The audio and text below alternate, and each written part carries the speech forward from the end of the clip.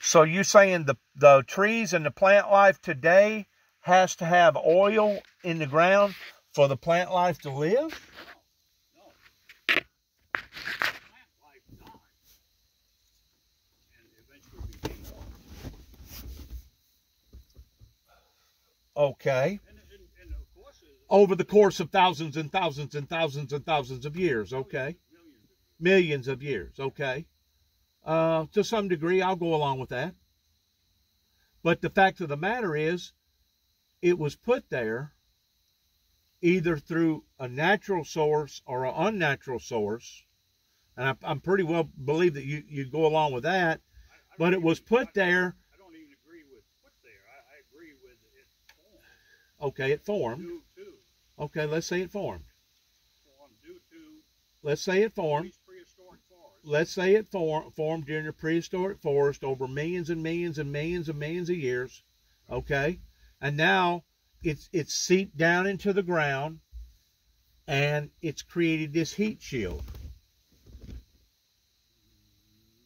Yep. You told me you'd let me talk, right? Okay. It's created this heat shield, and every year we keep draining the shield less and less and less. The heat shield is to prevent all the heat out of the core, the mantle, that's full of lava, full of all kinds of stuff in there, that as the heat shield getting smaller, it allows for the heat to expand through the heat shield. Also, let me finish. Also, oil is put, we know this for a fact, it ain't theory, for a friction remover. Friction creates heat. As you're draining the oil, the earth is constantly in motion. It's constantly shifting. It's going up and down. You got the tides coming in. You got the tides going out. Basically, the earth is almost like a living organism. Okay, we don't think it is, but in reality, it really is. I'm pretty sure you know about the Ring of Fire and all that down by the southern part of the oceans and stuff. So, huh? You got a cell phone with access to the internet. Yeah. I got to get going seriously. I mean, I don't mind talking to you, but look up plate tectonics. Okay. Plate tectonics. That explains volcanoes.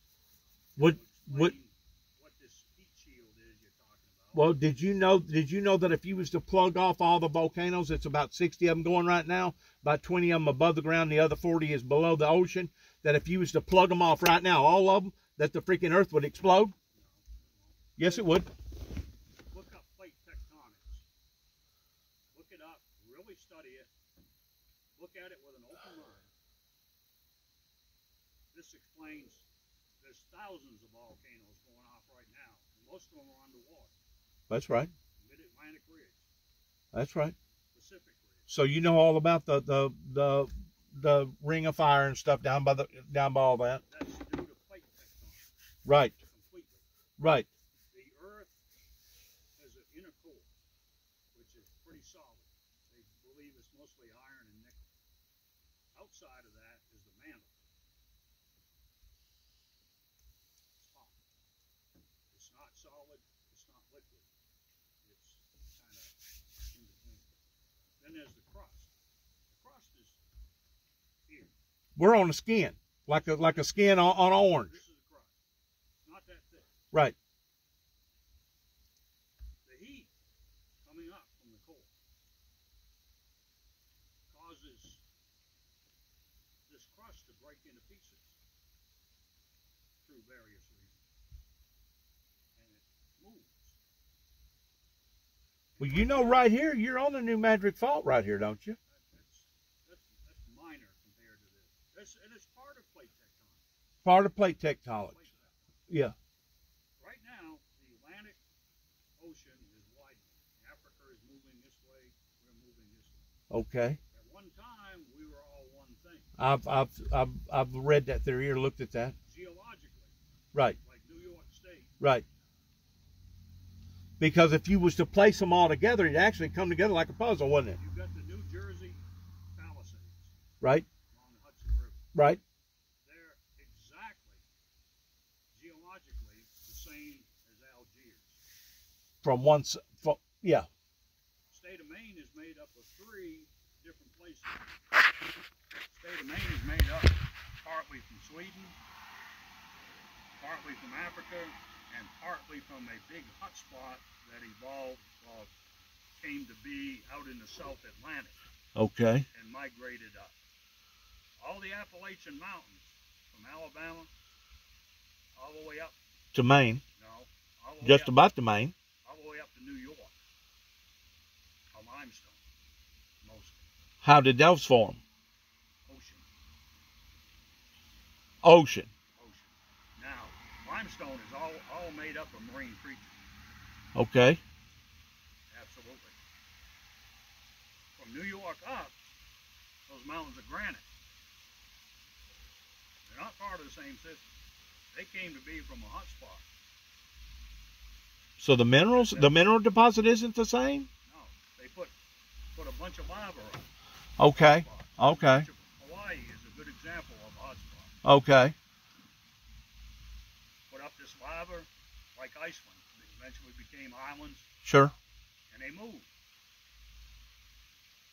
The Ozarks in Arkansas, the Ouachita Mountains in Arkansas, were once down near where Brazil is now. They moved north, and they were created when these plates collide. That's what creates mountains, these plates colliding. When they collide, one plate either overrides one or goes under one, creates a whole bunch of heat, volcanoes. But Also earthquakes, a bunch of stuff. right. But do you not agree that oil was put there to hold down the friction and also to prevent the heat from expanding beyond the core? No, Why don't you believe that? I mean, if you're this scientific, because it isn't. That's not, the oil is a byproduct, is a product of this tree falling down, river floods, carries it off, buries it in the sandbar. Over the course of millions of years, there's going to be a bunch more. And eventually, it turns to oil. And these plate tectonics, everything's moving. What used to be a swamp becomes a mountain. Mountains wear down. The Great Plains, all that dirt in the Great Plains, part of a system that was a chain of mountains that were there before the Rockies, how do you explain? and they wore down. How do you explain the Grand Canyon? Erosion. Well, okay. There's mesas, all these flat top mesas all around. Right. That all was ocean bottom at one time, flat ocean bottom. Okay. Plates collided And rose to the top. This uplifted. At one time, this was one huge flat plateau. Now it rains. It freezes. Well, in 1811, 1812, whenever this earthquake hit, it caused that ridge line basically starting at Sandburg and goes all the way down towards Dyersburg. That ridge line wasn't originally there. All them little hills and hollers right there. Right, earthquakes create that.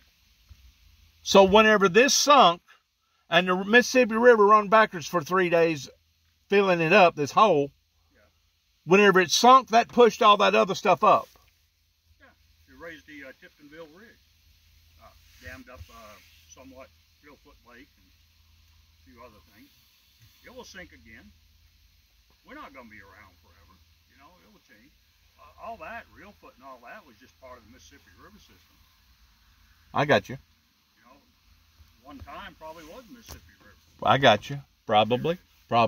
Well, the river, they know for a fact that the river has changed because of the wear on the soil. One. You know who Mark Twain was? Yeah. Well, he was a riverboat pilot.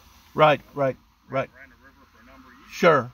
He said, reality, he never went over the same river twice. And that was just in his short little period of 10 years of driving riverboats. Constantly changing. Constantly changing. So is the whole earth. Where I grew up in Maine, 10,000 years ago, not that long, it was 2 miles of ice. You got to be kidding me. No, How can they prove that? easy. They know there was an ice age. They can tell by how much the earth is sunk and it's rebounding, coming back up.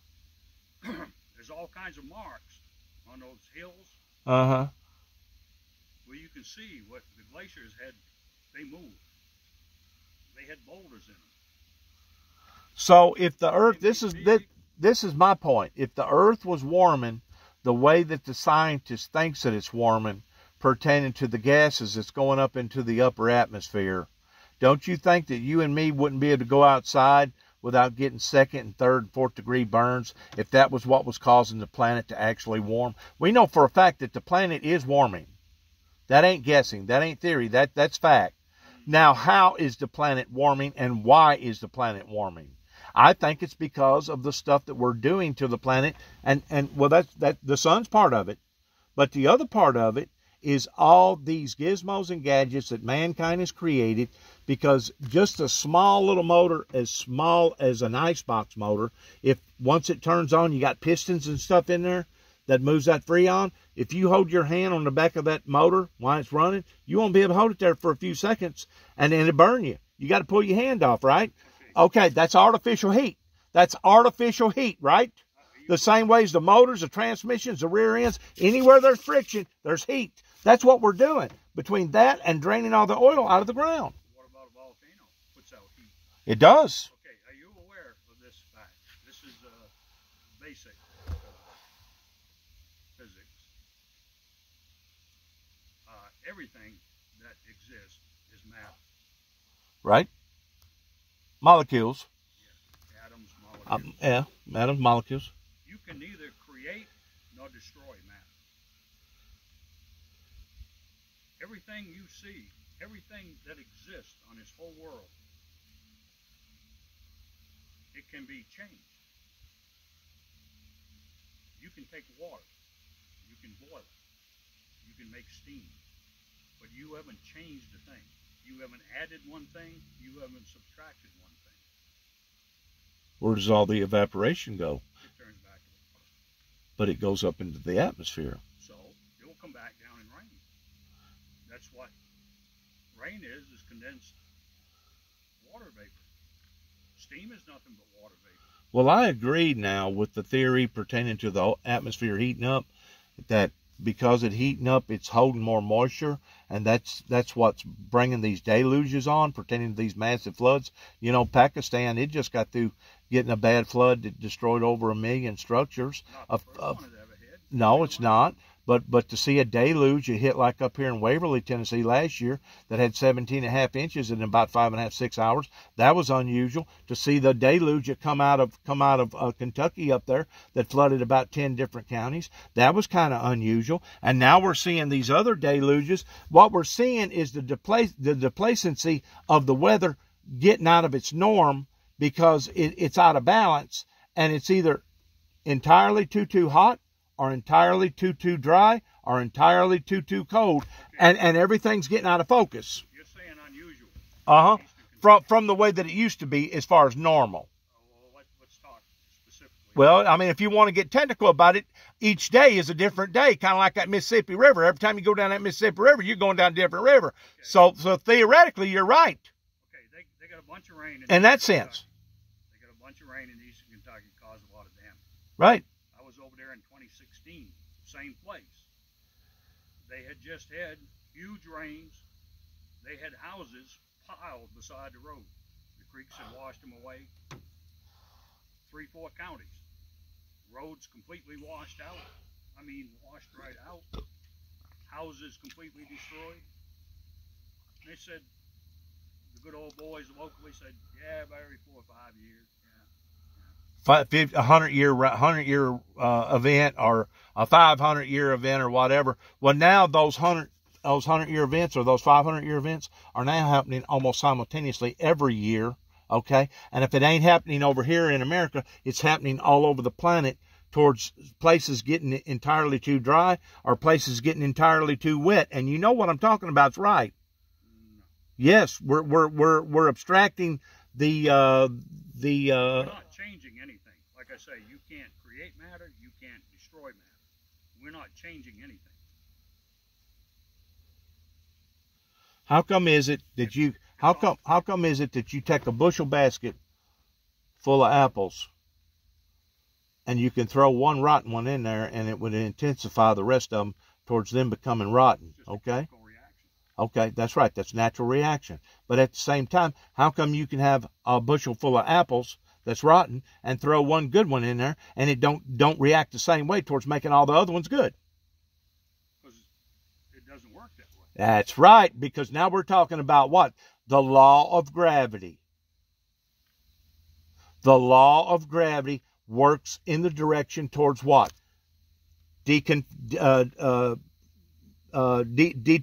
Deposing or causing stuff to rot or causing stuff to go away. I'd still say that there's no other explanation that you can say whenever the world gets tilted a certain way and we have our winter over here. How come in the middle, like last year, 2 weeks before Christmas, it got up to about 87 degrees right before all these tornadoes hit?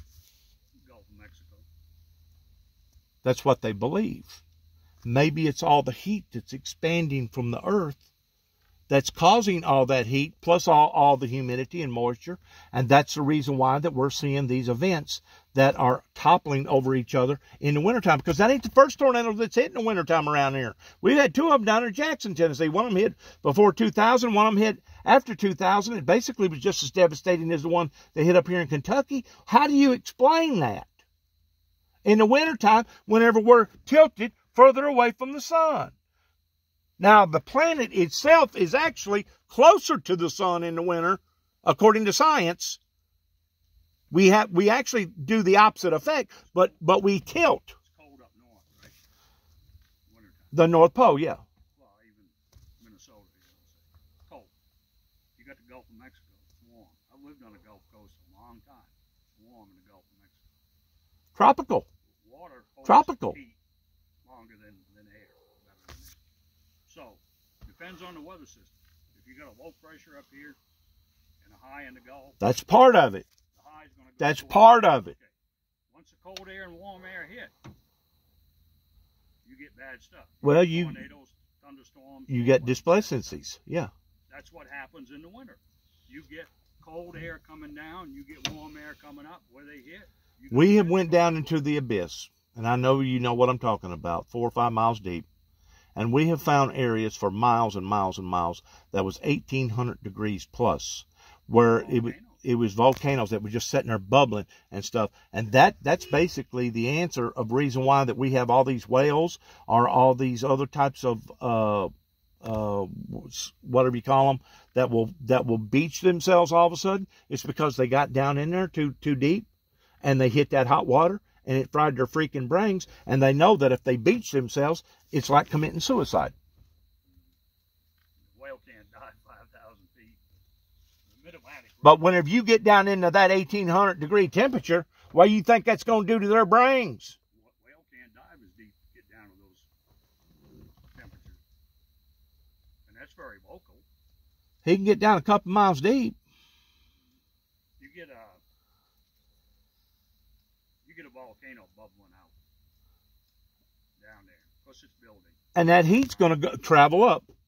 It dissipates in the ocean. The ocean is cold around it. 50 feet away, you can't see. But if you got enough of them doing that, see what I'm saying? They're not every 5 feet. You know. I know they're not every 5 feet, but if you got enough of that stuff going on, along with those intense artificial heat that man-made is creating, regardless whether it be an icebox motor or a motor on a car or a motor on a train or a motor on a whatever, we are doing this to ourselves. And the reason why I know this, in which you're going to contradict this, and I know you are, it says in the Bible that he will come back and destroy mankind because mankind was destroying the earth. Why would have God have ever put that in there towards him coming back and destroying us if it wasn't a possibility that we could be destroying ourselves? You ever heard of the Great Extinctions? Yeah. There's been about 3 that they really know about. And every one happened long before man ever walked the planet. Us, in our present form, because we are apes. We're Creatures of nature. We're not. We're creatures of nature. Our common ancestor was apes. You believe that to some degree. Absolutely. You talking about evolution. I know what you're talking about. Absolutely. And we, in our present form, have probably been around less than 200,000 years. These great extinctions, well, one was 65 million years ago when the dinosaurs went extinct. They didn't go extinct one day. It took probably a few million years. Right. We're going to go extinct. You think we're really going to go extinct, sir? In the great... Do you really believe that mankind is set, destined towards getting extinct? Genetically, we can't help it. They know that most species, there's few exceptions, cockroaches, few horseshoe crabs.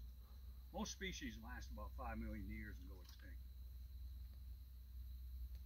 And the reason is, basically, is what you would think of evolution as something. Evolution is nothing but a slight change in the DNA. Everything you see, every living thing that you see,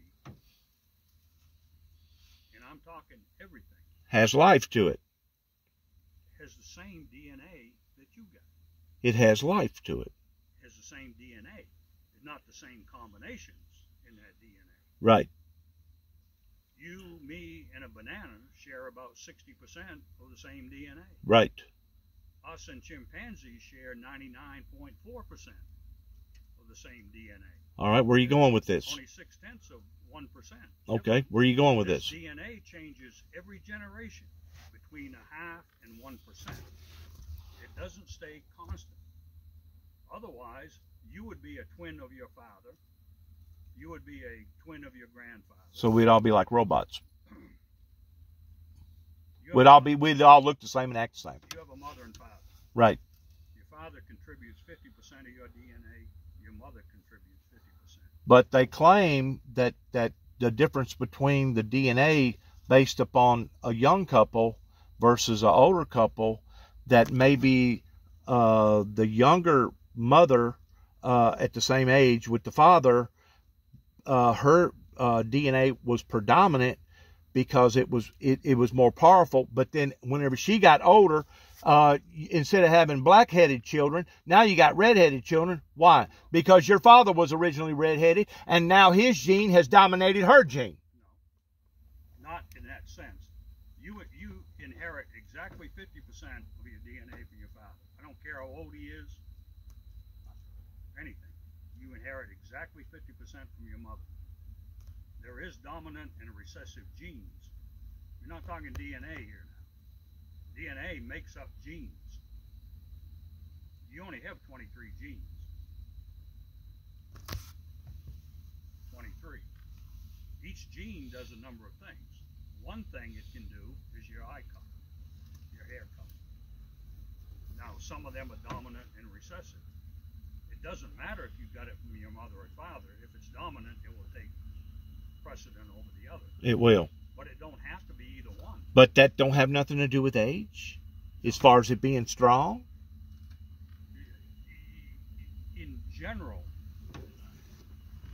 the DNA is more robust and less likely to have mutated. Gotcha. I see that. I can see that. Each DNA, it's like a spiral staircase, two of them intertwined. I've seen it.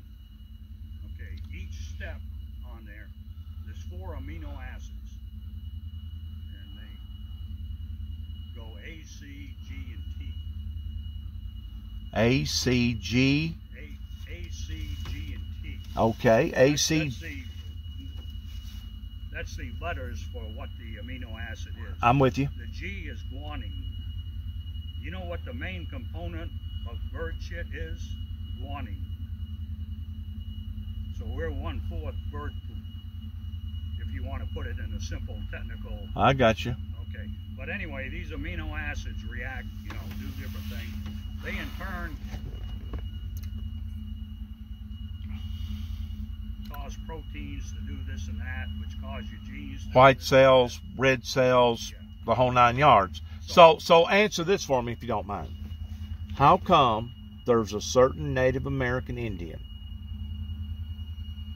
that has a complete, total DNA structure compared to the rest of the Homo sapiens up onto the planet, that I personally believe, going back to the Bible, where there was originally 12 tribes that landed after the ark landed, after the great flood, that there was a 13th tribe or a lost tribe that come from the Mayans down towards the equator, that lived not only in the prehistoric day towards the Great Ice Age, but also lived during the Flood Age, because they were survivalists. And they wound up migrating and go from down for South America up to Alaska, and then come from Alaska back down through Canada and back into America. And that's where our true Native American people, their DNA, because their DNA is different. How other way can you explain how their DNA is different? Just about all Native American DNA is traced to 3 different areas in Asia. Some of it is what is now South China. Some of it is more northern, like Russian Siberia. All Native Americans don't share the same common ancestors. There's at least 3 different ones. And they simply migrated over here at different times. I got you. There's nothing to do with, floods, whatever. We're a resourceful bunch. If we want to do something, we can do it. I got you. So they got here one way or the other. I got you. And they still cannot tell you when they got here and how they got here. Well, they know for a fact that the oldest race come from somewhere around over in Africa or Turkey or somewhere. Or that's what they're saying. Okay, the people on Earth right now with the oldest DNA of blacks. Yes, blacks. That's right. We all come from black people. We all do. According to the Bible, where the black man come from is whenever one of Noah's sons laughed at his nakedness and God struck him down black. That's what the Bible says. But no, genetically, we all started in Africa. The reason we're white. Talk to me. Most of us white have pigments. No. The reason blacks have the color skin they have is because of melanin. Melanin protects them against hot sun. Really protects them, because in a lot of places they got tremendous amount of sun. They got enough. It protects their skin from skin cancers and a whole bunch of other stuff, and it allowed them to survive, be survivalist in that region. Okay. People didn't all move out of Africa on the same day. It was over the course of thousands of years. Sure, I understand that. Some went north, some went east. Sure. They migrated. The Australian Aboriginals were probably closer to what the original African inhabitants were than about anything running around now. Some went north. Some went into Europe. Europe's cold. All of Europe's cold. Some places don't get sun. I mean, some places don't get adequate sun. Right. Back then, they had ice age. At times there was ice ages and different things. Well, black skin, they just didn't hop from South Africa to Norway. So you saying that if you was to take generation after generation after generation and put them in a cold, dark climate, that eventually those dark complexion skin would turn white? Yeah, it wouldn't even take that long. Why would it do that? Explain. It's got to do with the color pigments. The dark skin doesn't absorb sunlight. In the northern climates, you need vitamin D to survive. You absolutely got to have it. You've got to get it. With that, it's essential. with a weak sunlight, right?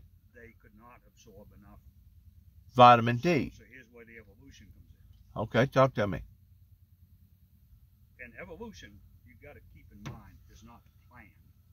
There's no such thing as we should be getting smarter. We should be getting taller. We should be getting... No, there's no should. It's completely random. It's completely random. There's no little brain in that DNA that's saying, hey, I got to do this, I got to do that. No. But what happens, there's mutation. Like I say, every generation is a mutation. Depending upon their habitat. Maybe. But let's say... I mean, if you lived in a cave all your life, first of all, it would affect your eyesight, and it would also affect your color pigment. Well, I'm getting off track here. But yes, it would. Because everything in a cave is white. It's been there a long time. Okay. But getting off track. Back to the original. At some point, now I'm not saying everybody went up there with a black skin died because they couldn't get sunlight. I got you.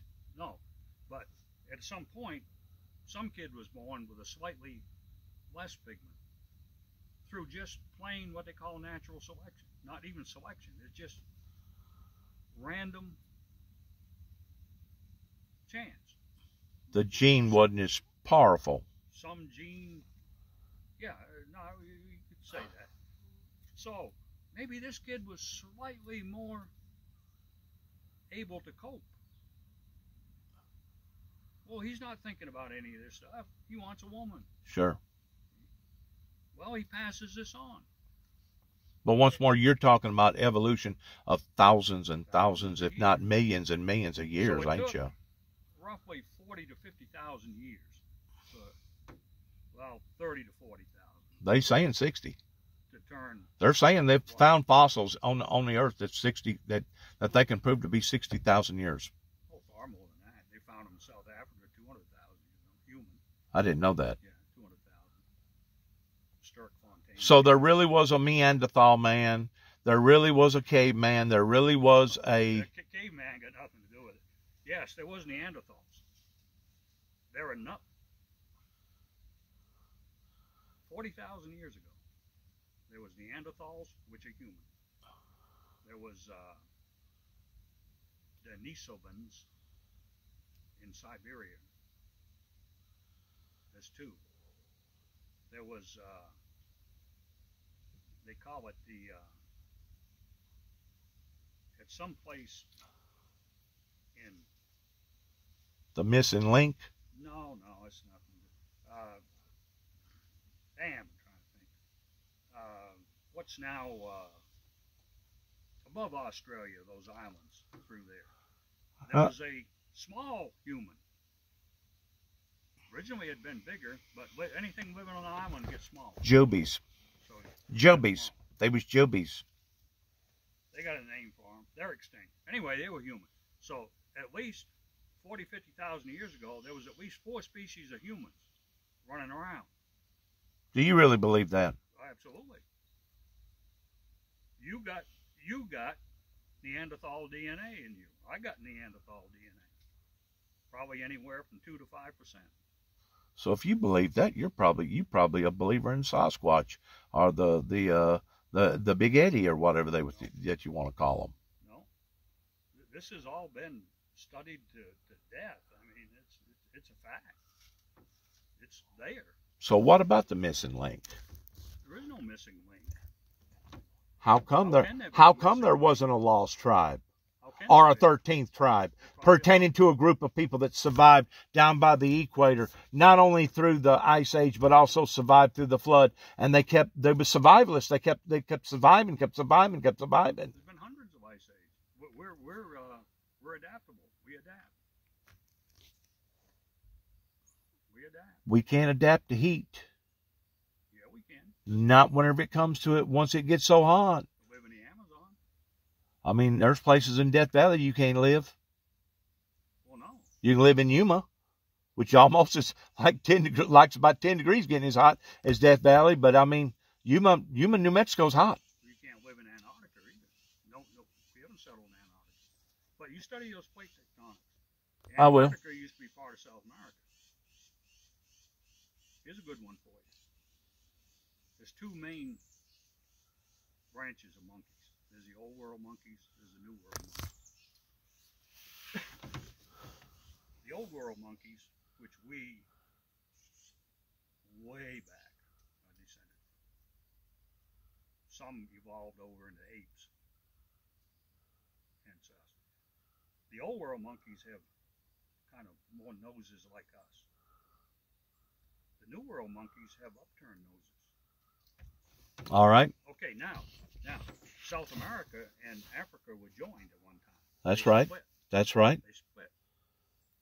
All New World monkeys have the upturned nose. All So Old is World monkeys have is that the difference between the modern black versus the blue gum black? Have you ever heard of the blue gum black? The ones that's got the lip that goes all the way up like that right there, and they're born that way. They're called the original blue gums. nothing to do with it. Really, it ain't got nothing to do with the old versus the new. No. It's just I'm taking it upon myself, sir, and don't be offended whenever I say this, but I'm taking it upon myself that you're either an atheist or an agnostic. totally atheist. But Totally atheist. when Africa and South America split, the New World monkeys had evolved over in the what became South America part. The hotter region.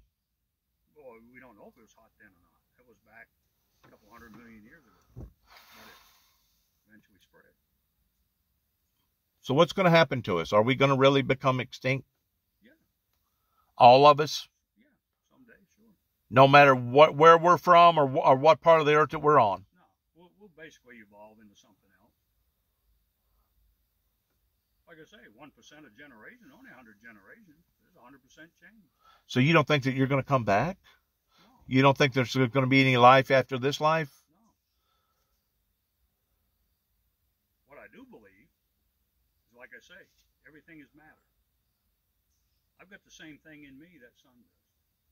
You do. Do you care if I pray for you later on? You do whatever you want. We're all star stuff. We're all made up of the same thing. The reason why I say this, sir, is because I've come like this close to death like 6 or 7 times in my life.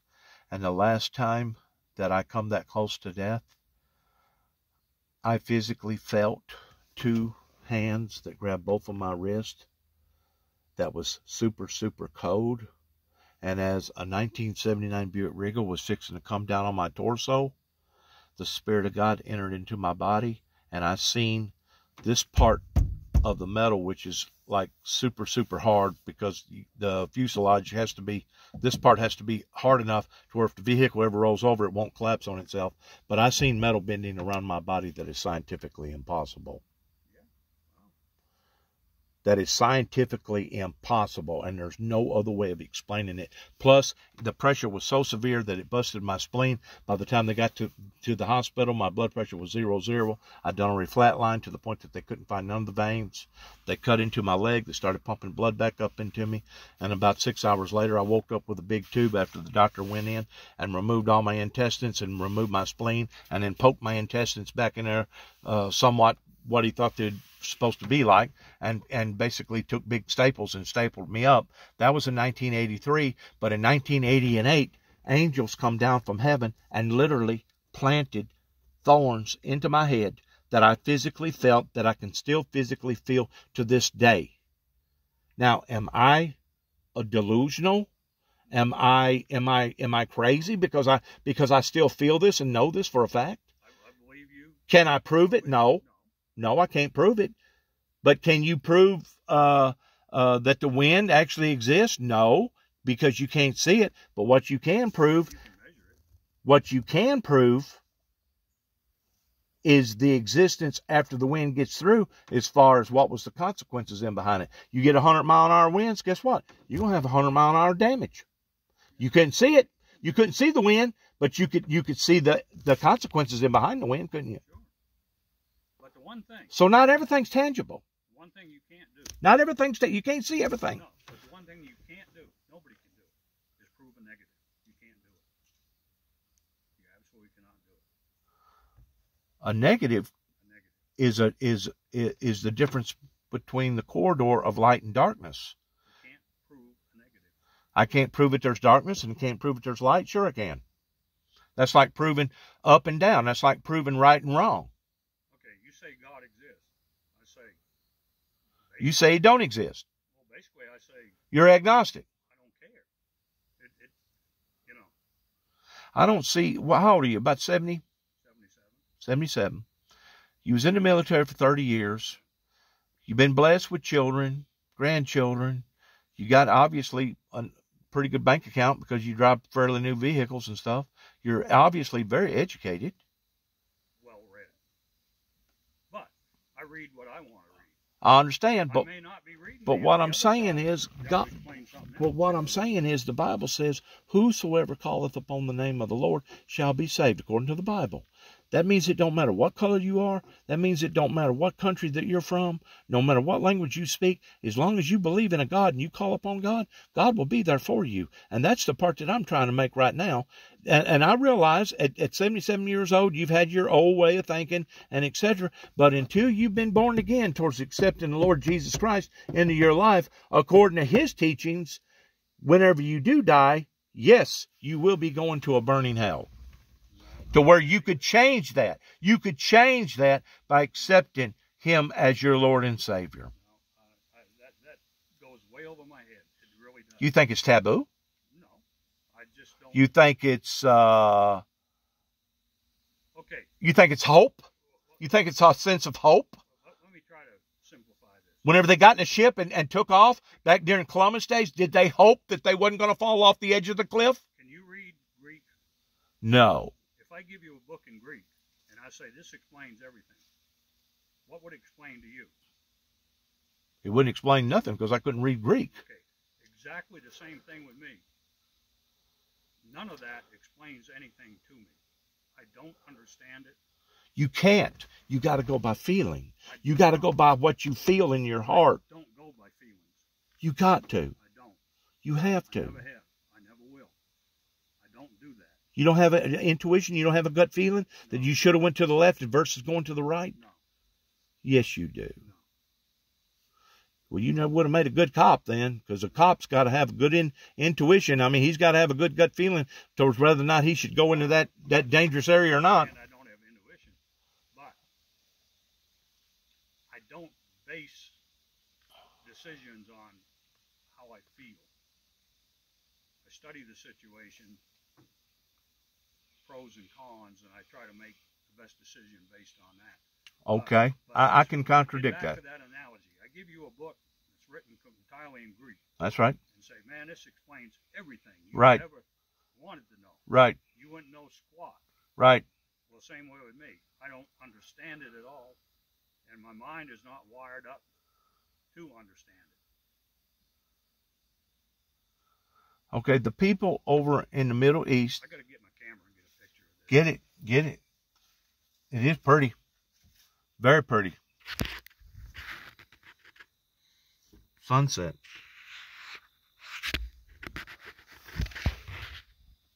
I seen you out here with a camera a while ago. Yeah, I take 1,000,000 photos. I guess it's about the one hobby I got. So.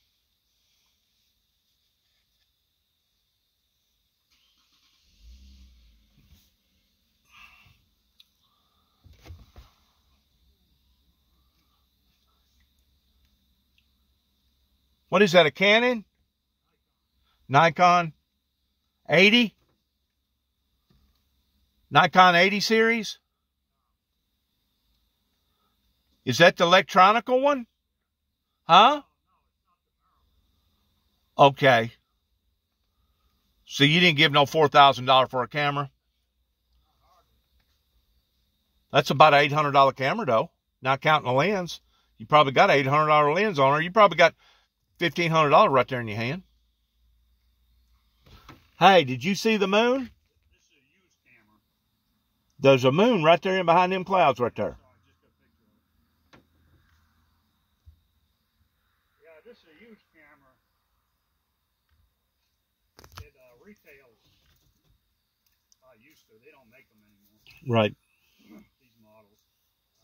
I didn't even know you could still get film developed. This retailed for roughly $1,800. I got it for $700. I got you. The lens on Amazon cost you $650, $700. I got it for $250. You got to shop around. I got you. But the point I was going to make with you a while ago, sir, was the fact about the people over in the Middle East that believe in Allah. They believe that if they put a suicide vest on themselves and pull the detonator cord in a big mingle of people with, let's say, 1,000 people, and they kill 200 or 300 people as they're killing themselves, they believe that if they do that, they're going to go live with Allah, and they're going to have 99 virgins. That is a nice one. That is nice. They're going to have 99 virgins and drink all the wine that they want. My point is this: you can believe whatever that you want to believe, and you can be sincere, but at the same time, you can be sincerely wrong. Sure. I was just going to say, do they think they're right? Obviously, they do. They're sincere enough about it that they're willing to kill themselves over. And you think you're right? Well, the people in India that refuses to eat a cow because they're afraid they're going to eat a cousin or a mother or a father because of reincarnation, they think that they're right too. So you can be sincere, but at the same time, be sincerely wrong. But the thing is, how do you know you're right? Ultimately, it's the word. See, it comes back to feelings. It's the word. You feel you're right. It's the word that's going to determine our rights. See, right there, you shifted her over into Greek. I don't understand it. Really? Really?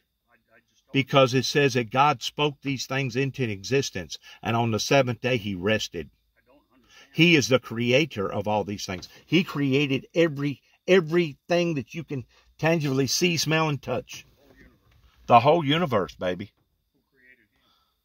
Well, if you're assuming it's a him, who created him? Alpha and Omega, the beginning and the ending. He's always been there. And that's the part that people like you can't accept. You can't accept reality of the pure mere pleasure of the fact that God has always and will continue to always be predominant as far as being superiority above and beyond all them other atoms, all them other microcues, all them other things that we talked about. God will exceed and be superiority over all that. Yeah. In other words, after all this is dead and gone, That's why we differ. if the world was to explode into a billion zillion pieces and burn up, just like the sun. Have you ever looked at the sun and thought to yourself, what if that sun one time was an experiment similar towards Earth, and the earthlings kept messing up, and God basically had to turn that planet into nothing but a fire and brimstone and basically dissolved them? What if the sun at one time, which I know is 100 billion times bigger than the Earth, but what if the Earth at one time used to have a life on it similar towards the Earth does today? No, the sun never did. How do you know that? Can you prove it?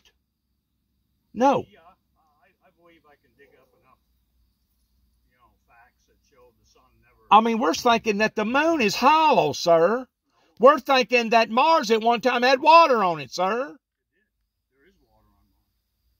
They found it, So there's life on Mars. probably. Microscopically molecules. Probably. So is the moon hollow? It's just made out of different carbon, ain't it? The Earth is made basically the same. We're all the same. We're all the same. There is other planets, and okay. So you don't believe that there's life beyond this life? God bless you, sir. There's life, there's supernatural life beyond this life. I felt them hands, tangibly, fingers that wrapped around both of my wrists whenever that car rode over on top of I me. believe you did. I'm not disputing that. I promise you I did. See, like us, but that's neither here nor there. It's got nothing to do with. It's got to do with life. It's got to do with the supernatural life beyond anything that we can even tangibly understand. Look, And that's where you got to have faith. Now, you can have your faith in the wrong thing, like the reincarnation or pulling a designated cord, thinking you're going to live with Allah for the rest of your life with 99 virgins. You can be sincere and believe in the wrong thing. But if you believe in the Word of God, you believe in the right thing. How much do you think we actually know about everything? I'm going to say probably less than a half of a 1%. I think it's far less than that. And how much do you think we'll ever know? I think that whenever we're dead, we'll become just as He is, and we'll know all things, because the Bible teaches us that. But you got to have a supernatural body to be able to consume it. You know why? Because our little finite brains wouldn't be able to consume it. That's just like it says in the Bible that it would have been easier for all of heaven and all of earth it would be easier for all of heaven and all of earth to fail than one jot or one tittle of the word thy God to fail. What is heaven? Okay? Define it. What I'm saying is that in one swat, God could say, I'm through with this. Boom. And we would be disintegrated. It would be as if we never, ever existed. So how big is God? If we see our universe and there is no end to the Hubble spacecraft and there is no end to the universes that we look at and the Milky Ways, how huge is God? Our little finite minds can't even begin to conceive it, because if the truth be known, whenever God looks at us, He looks at a little bitty tiny speck of sand that's probably 1,000 times smaller than a grain of sand, but yet and all He loved us enough that He sent His Son Jesus Christ to teach us the difference between godliness and ungodliness, right and wrong, dark and light, sweet and bitter. No, it's not Greek, and you know it's not Greek. You're a military man. I know you know this. A matter of fact, God has saved your life before. You have come within just a millimeter of your life being taken, and you're still slandering God? Several times. Yes, sir. I was lucky. No, you wasn't lucky. There is no such thing as luck. There is no such thing as luck. On the great scheme of things, you're about 500 miles over here, and I'm about 10,000 miles. You keep saying that. You know why you keep saying that? Because the devil has convinced you of that. I know that you feel the Holy Spirit in your heart right now. I know you feel the Holy Spirit, because whenever you seen that beautiful sunset and you seen the beauty that it was arraying, you immediately wanted to get that camera and captivate that moment, because you seen life. You seen a moment of gleaming, glorified life right there. I don't ascribe any cause to that except that it is. It just exists. It is. It's going to happen tomorrow night, the night after. It happened last night. But I don't ascribe We are a magnet. any supernatural cause. We are a magnet. We are a magnet. You are a magnet. You have the entity of evil. You have the entity of good. Now it's going to be up to you towards which one that pulls you either to this side or this side, and that's going to be the determining factor of the demons that you've been fighting for years and years and years. And I'm telling you right now, God loves you. He loves you enough that he sent His Son to die for you. And I'm telling you right now, there is life beyond this life. Could be. The one thing that I truly believe that we all should be humble enough to say is, I don't know. And I truly don't know. And That's where you got to have the faith, just like the primitive Baptists, that what is to be will be, and if it wasn't meant to be, it won't be. There is no such thing as luck. It's called predestination. And if God meant for you to be saved, He meant that from the time that you was born. Now, rather than that you've been fighting Him or running from Him or whatever, that's up to you and Him. But I'm telling you right now, you have been blessed. And you did not get blessed by the devil. You didn't get blessed by the cosmos of the planets. You didn't get blessed because of some sort of theory pertaining to being agnostic or whatever. You got blessed by a supreme being that blessed you. I ascribe it to just plain No, it happened. no, But I don't know. nothing happens in coincidence. I'm not fighting demons Well, I say believe in. That's another bad thing. I believe in this. No, really. I don't believe in anything, actually. I go by what I see. I know the sun is going to come up in the morning. If it doesn't, something's drastically wrong. But as far as faith goes, I guess you could say I have faith the sun is going to come up in the morning because I've seen it come up every morning. It's going to set at night. Well, I can reasonably expect that's going to happen. Probably, instead of faith, call it expectation. I know if I jump in that river in January, I'm probably going to freeze. I would expect that. That's right. But I don't have faith. That's logic. That's logic. That's logic. And the thing about being born again goes beyond human logic, and that's where you got to walk out in faith. You got me there. You got to walk out in faith. Just like I know everybody wants to degrade the disciple the disciple that was in the boat whenever Jesus, after he was resurrected, he was seen walking on the water, and he told him to walk out with me, and he did. He really did. Until he got to looking at the circumstances around him more so than looking at God or looking at God's Son, and because of it, he started sinking. At least we can give him an E for effort, that he was one of the only ones that got out of the boat and decided that he could do it. That's a good allegory. Well, let me teach you another good allegory before you leave.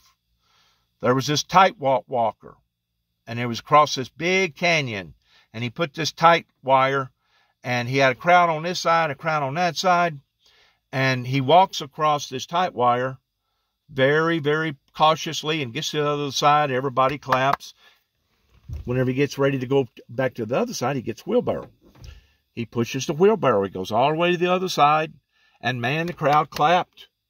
Then he put a thing over his eyes to cover his eyesight, and he walked the tight wire back to the other side, and whenever he done that, the crowd just went absolutely hilarious. And he said, how many here believe that I can go back across that line, blindfolded, pushing this wheelbarrow with a person inside of it? Oh, yeah, we believe.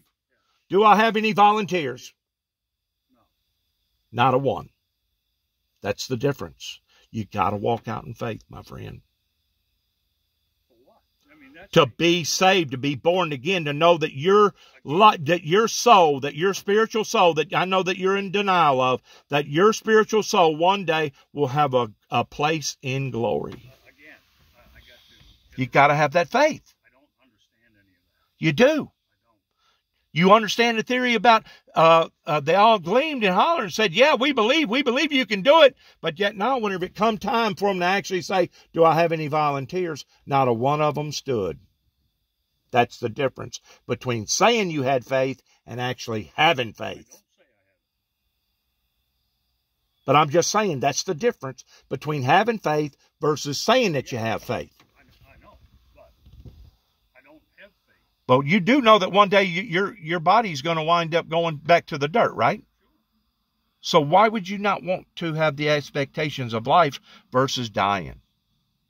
Why would you not want to live in another domain beyond this domain? That way, the things that God is preparing for you here, that one day you can exceed to another level, and then God could work with you up there in that other level. Why would you not want to do that? It wouldn't be logical for you not to want to do that. Does he go to heaven? Some argue about that. Catch that catfish and eat it. You go to heaven? Some argue about life.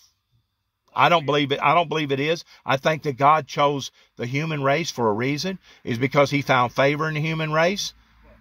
Well, And he created the human race according to the Bible in his own image. A long time ago, I'll leave you this because I really got to get going. And I'm not, I've enjoyed exchanging views here. Long time ago, I've never gone to church. Never. My parents never Raised up in Maine. Parents never 30 years of military. My grandparents never went to church. Okay. There was never a factor, Okay. Never at all discussed the factor, anything else. I went in the Navy, and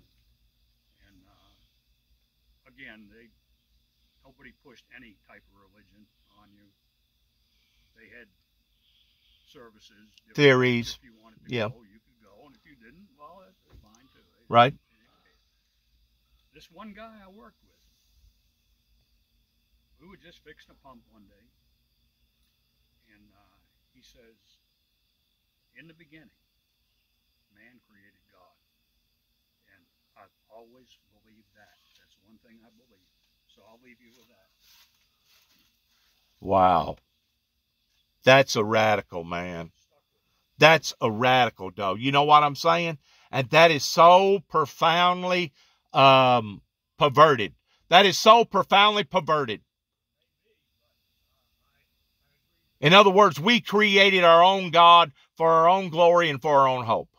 I don't a bit more believe that than a man on the moon. Hey, listen, I recorded this conversation. I'm going to put it out there to YouTube one day. God bless you and take care of yourself. Huh? Take care of yourself, and I appreciate talking to you. And I'm going to continue to pray for you, and I'm going to continue to intervene, that God will intervene, and that you will see the light. I may never say no, but I'll stick with what The people in the wheelbarrow said, yes, yes, we believe, we believe. you got in the wheelbarrow. Yes, sir. If I would have been man enough to have said, I believe, and then I wouldn't have stood up to do what he asked me to do, then that would have made me a hypocrite. Okay, if I jump in that river, you jump on my back and I'll get you across. You know what I'm talking about. Don't play with words. Don't play with words.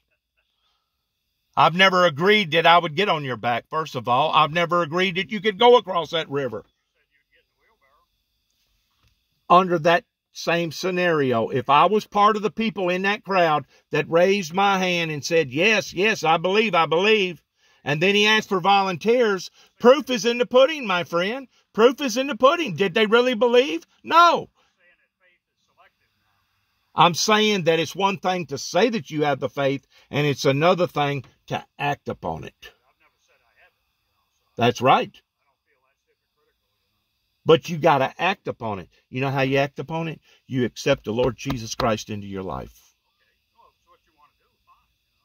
And you have to be born again. I'm not saying you're wrong, it's just something I don't choose to do. It is a requirement. Could be. It is. God bless you and take care of yourself. We'll meet again. Take care.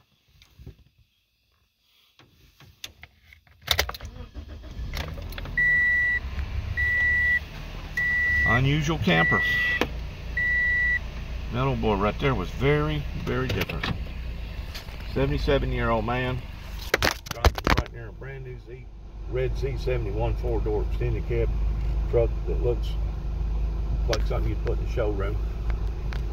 And to think that I have come across somebody like that for some strange reason